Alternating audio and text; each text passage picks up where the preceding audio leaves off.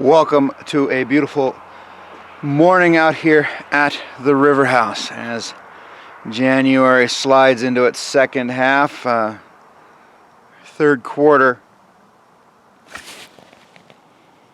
There is very little of the white stuff to behold.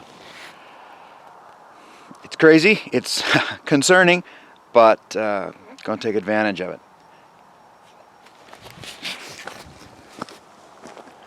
This is sort of where we sit.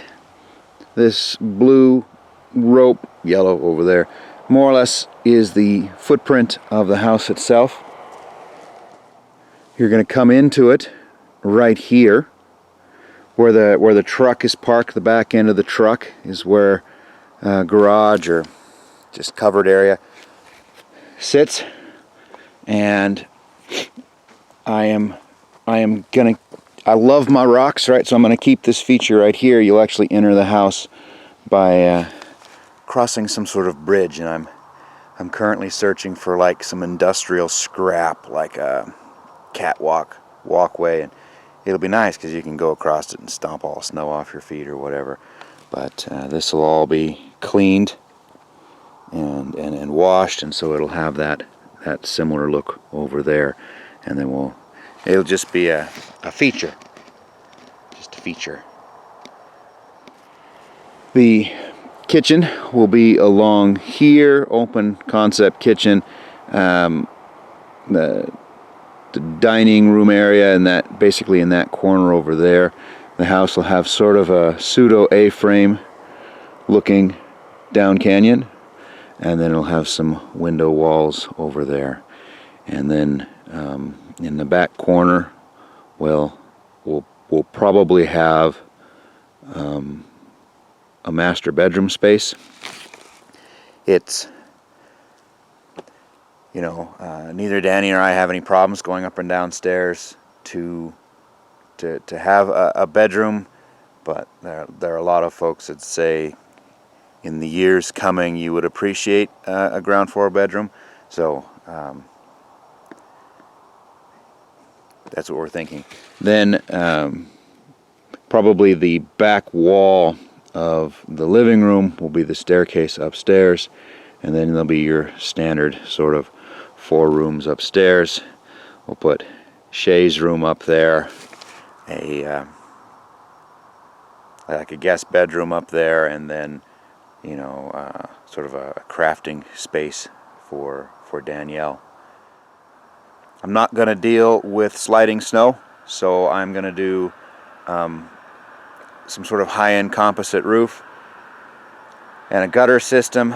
That way I don't have to worry about the snow sliding off and piling up, especially in the back, because otherwise I have to slope everything to the front, because the snow back there, it's going to be up against the house windows in a very short amount of time. There won't be a lot of windows back in there, but there will be some. I still would like to clear off this section of hillside down to the bare rock, but I mean, at this point I have no idea how I could ever do that, and I can't get, the machine doesn't want to climb it.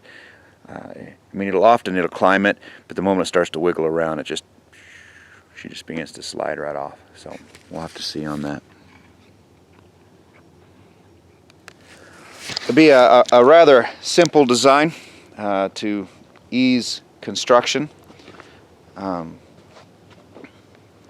have acquiesced to the father and the father-in-law about abandoning some of the alternative foundation strategies, like the European fabric foundations, where basically you pour concrete in a fabric trough that lays in and hugs the ground. Obviously we'd have pins in it. So I'm giving up on that and coming around to the idea of just scribing it in. We're at an unfortunate point back here in the corner. This isn't deep enough to really get any sort of subfloor basement-y type area, and I've heard I've heard you when people are suggesting that you really should just knock this out and do a daylight basement dug in. That ridge of rock is just so dang hard. Obviously professionals could blast it out, but there just has to be a limit. So I'm coming to terms with going over the top of it. It would have been really neat. You could have had like a sunken area here to, I don't know, just an artistic thing but this is going to probably end up being the master. I mean, the master might be over there in that other corner, which is still totally fine with me. But if we're going to come in there, so mudroom over here, pantry in that corner, kitchen, dining, entertainment room, staircase, bedroom, master bathroom, laundry room is sort of how the layout is in my head. But that's fine. I do love this look, and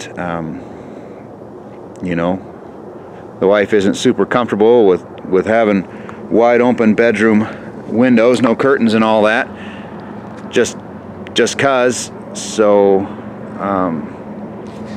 you don't want to put a bedroom view because it'll always be covered with drapes. So that's fine, and I love this, and I'll be sad to see it go. Sounds crazy, but I've also thought of floor skylights, basically a pane of glass and a light down there so I can see it, but that seems dumb. Oh hey, train. Oil train. So what is all this?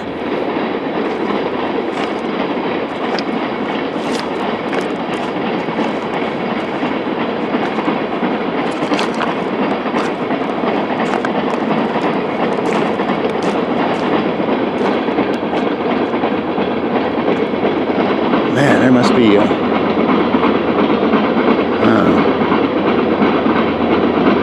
they did that once before. There's something over there, a switch point with a big gap. I suppose it makes sense, everything's contracted with the winter. But it's a really bangy section of track over there.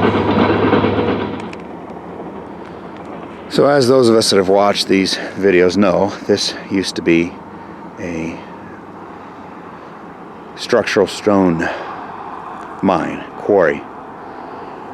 And this is where they ran their ripper through, starting up there and breaking up the first couple of feet of rock, and then they picked it. One of the reasons we got this place and could afford a spot along the river was the fact that she's not a looker. She's god-awful ugly. So it was always part of my plan to try and resculpt and re-landscape. It was just way out of the envelope. But in order to finish the bottom of the driveway, in order to get the cement trucks up around the corner, I needed a whole bunch of fill material. And I've got a lot of that clay silt down there, but that makes a horrible driveway. So I've got hundreds of yards of this stuff scattered up in through here. And so last night, because it's always best to do your sketchiest work in the dark, last night, using a headlamp and 2 tiny stick-on lights, I came up and pulled all this down. So brought it all down to that point where we can then load it into the dump truck and take it and put it so the driveway can make it down. Because we'll never get we'll never get cement trucks up it.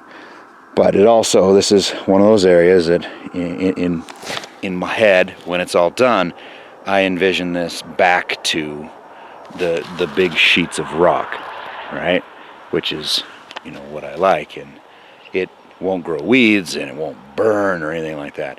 So I've pulled everything I could with the excavator, just scraped it down with the teeth, trying not to pull up rocks. I did pull up a few, but I was trying not to rip into the ground. Get all that stuff. It is perfect road fill. I mean, you wouldn't have to wait for it to compact or nothing. It's awesome. But that way this can start to rinse with the rain and the snow. And you know, I always envisioned when we came out here that when Shay got in trouble or whatnot, he could be sentenced to, you know, pick up 5 buckets worth of pine cones, go clean off, and 8 by 10 feet some good old-fashioned hard work grounding punishments. The stinking kid never gets in trouble, so jerk, and that means that I'll end up having to do it myself. Oh, okay, and then there's one more spot since we're up here that I'll hike up and show you, and try not to fall on my ass.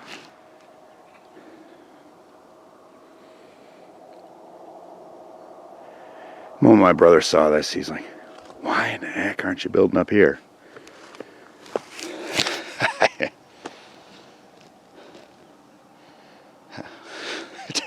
Water, power, driveway, snow plowing. But that's pretty up here. So the road to the rest of the property passes right through there. It's cool because I can get to all this with, not a car, right? But you know, a decent 4-wheel drive with low range. I can get to all of the property, and I think that's really kind of awesome. And it was one of the selling points for me, even if it was one of the reasons so many folks turned away, was the mine had ripped it all to shreds. But where we put the house kind of changes that, because the house, if you're going to continue to have that road, like, you know, I know that in the coming years to pay for, you know, Shay's contemplating being an arborist, right? So to maybe help pay for college or whatnot. It'd be nice to be able to have access to this rock, industrial access to this rock. But you certainly don't want that to go by the house. So this is the spot, and I knew that I had it up here. This is the spot where the new industrial road will eventually go. When I close that so that I don't have to drive by the house. And it looks pretty crazy right in through here. How that garbage bag got up, I'm not sure. But it looks pretty crazy. And you're like, oh my God, this big old cliff. But it's really not. This is broken up, so where I'm standing, about 3 feet of that will come off just with the excavator teeth. And then I have got hundreds of yards of extra material. And in my mind, it's ugly, and I would like to have, you know, the bare rock. So, and we're talking years out, right? But that road will come through, and I get that it'll be steep as hell, but so are the rest of them. But that road will come up past the rock crusher, come up here. I've got all that material. Some of that is 7-8 feet thick, though it's pretty damn close to power lines. But I got all that material down in there that can be worked with, and I will simply build an off-ramp. And then we'll come through here, and then it'll have a jig, and it'll go up the hill where the current road is. But yeah, this is one of the areas up in here with a whole lot more of that architectural stone. So as I walk through here, I see, you know, I see my lower siding, I see my patios, I see that sort of stuff. It's going to come out of right here. They clearly were working in here at one point with the mine, because you can see they've taken about 7-8 feet of this and brought it down, though that must have been, you know, in the early 90s, because the moss and whatnot has already taken it back over. But you can see the old lichen line where they went through. I'm one of those guys that's always got to have a project, and that project doesn't always have to have meaning. So here's my old age, quietly turning my hillside into this beautiful, undulating, natural scape of rock. Oh, and I got a whole bunch right in there. I couldn't get the excavator up. I couldn't get it. There's kind of a shelf, but I could come up in here But if I come up in here and sit here, then I can't dig my own stuff, and I can sit here, but I can't reach that. I don't know. First world problems. As far as the excavator itself goes, you know, you watched me weld up the bucket. Still holding fine, I think. Yeah, no problems down in there, or no more problems than normal. I still need to get this pin off, drill out this center hole bigger, and get a zert in there, because this point is not being greased, and it gets some that squeezes through, but I really need to fix it, but we just keep going. I got the other side done, and I haven't ripped that zert fitting off yet. I'm getting an unfortunate amount of oil out of the top of that cylinder there. Much more than when I bought it, which makes sense. Lord knows I've used it a bunch. So, you know, the weakness of the drive motors really showed themselves last night when I had to have it fully revved up, and it would just crawl. It didn't have the power to crawl up and down that hill. I knew they were weak, but I didn't know they were quite that weak. But that's a big expensive fix, I think. I haven't looked into it really, but I think that's some serious crap right there. And yeah, but that's kind of disappointing to see it. I don't actually know that the machine would climb that steep part right up there, because it probably would, but it wouldn't like it. So that was a, but whatever. It is, you know, it is what it is, and it's doing an amazing amount of work, and I'm just gonna roll with it. Now you watched me replace that roller right there, and if you look close, you'll notice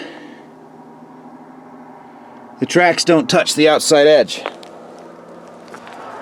So the reason I replaced it was because it had eaten off the inside of that roller considerably compared to the outside. I should have put two and two together. It's because that mount's bent. They must have gotten a rock in up on top or something, because this thing came from a rock mine before I got it, and rolled it over the top. There's some big gouges in there, and anyways, bent this roller down so it only rides on the inside edge. Well, that twists all of your track links, and it's going to wear out the inside edge of that roller again. So I was going to come up here and heat it with a torch and try to, you know, with a jack setup, try to lift it and bend it back. Dad said he wanted to try to cut a shim first and just see if we could cut a door wedge, essentially, loosen those. I'll have to get longer bolts, but loosen those bolts and then just tip it up. You know, you wouldn't want to put your fingers in there, but in the grand scheme of things, there's not that much pushing on it. So that way you don't run the risk of maybe something cracking when you're jacking on it. It's got to be done.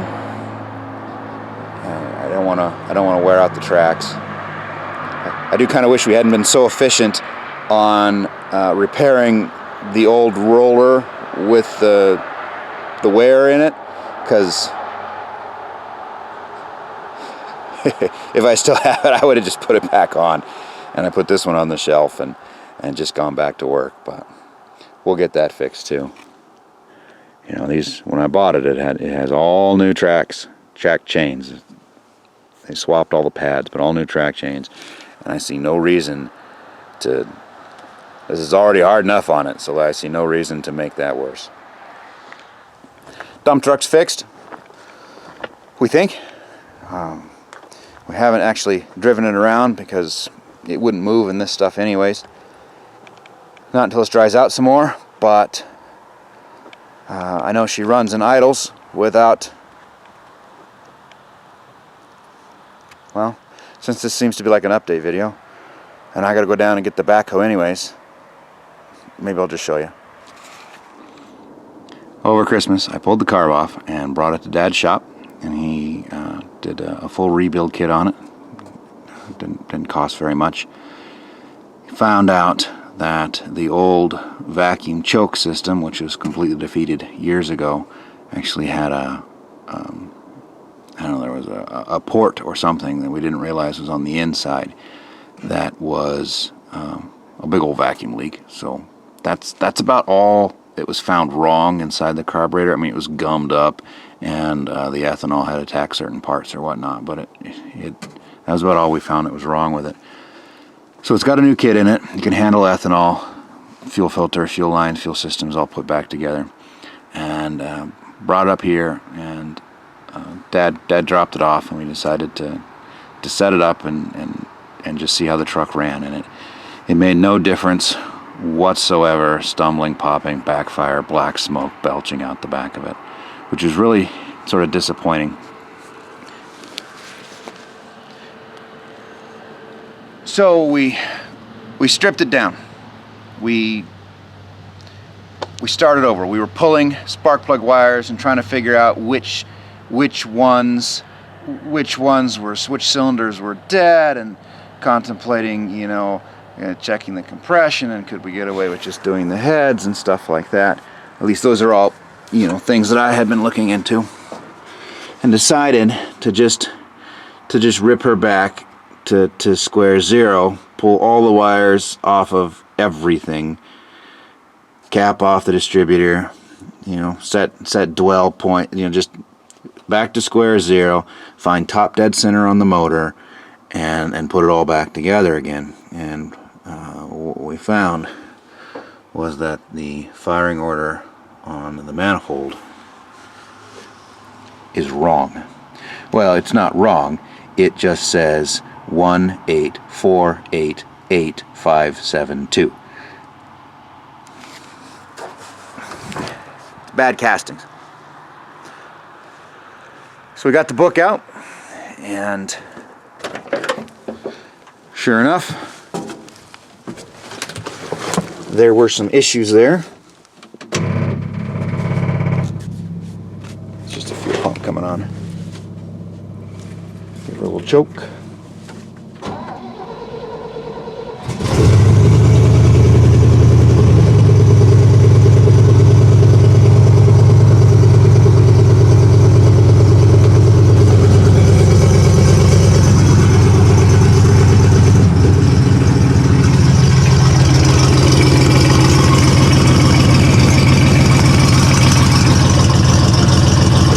Problem solved.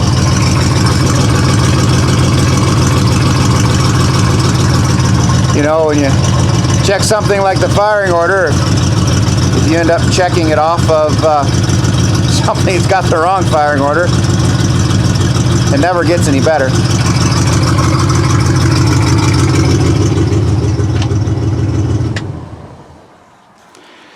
Haven't put it under load. Oop. Better put it in gear. Might roll away. Haven't put it under any load or driven it around because it wouldn't run in this stuff. But assuming, right? Ass out of you and me. Strip it back to zero, find TDC, and start over. She runs better than she's run in a decade. So with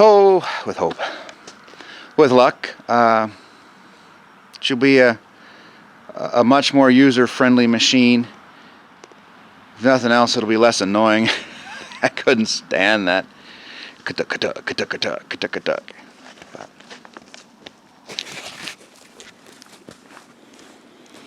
Man, this thing has a tiny rear axle in it for a truck of its size. Anyways, I still got a muffler I gotta fix over there, or smack roughly back in shape. Gives her a nice throaty roar on half of it. Well, yeah, that's kind of the progress around here. I have no idea how long this video ended up being. I'm going to go up the hill and clean out the house hole, and you know, if it matches what it normally matches, long for a quick and painless death in exchange for doing that god-awful horrific job, but we'll get her done. If it turns into too much of a soup and I get the backhoe stuck or something like that, obviously I'll have to give up on it. But really the only bad spot seems to be down here and the driveway up. So once we get past that, I think we're going to be okay. I'll put some time lapse up, but unless you want to see it. Thanks for watching.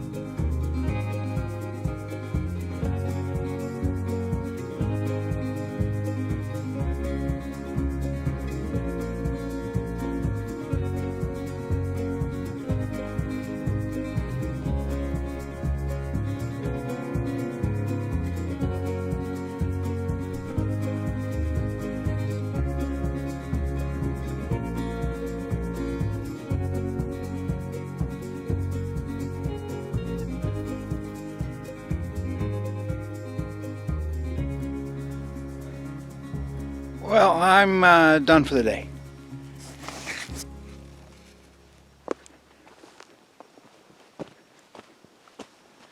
This is what I accomplished. So I got all that cleaned off up in there. I'd like to have gone farther, but that is way more than enough. And if yeah, that's just way more than enough. I got this cleaned off down into here. The stuff I'm standing on could be cleaned. I've said this before, if it's not the flat shelves of rock, it's just a nightmare. You can't shovel it. You can't stick a shovel through it, and if you can't get a shovel under it, it just can't be done. We've started to rain a little bit, and so that whole band of clay there weighed like 9 million pounds. So it's not completely cleaned off, but it wouldn't rake up anymore. But yeah, it's closer. I'm down to this corner. This corner and that corner is all I got left. You know, keep waiting for a winter's other boot to drop. We could be pouring concrete in this weather. I saw a concrete truck out just the other day. They must have de-winterized the plant just 'cause. Also, around here our concrete plants don't run all year long. FYI. But nice. Nice. So I'll have to continue scraping in all of this and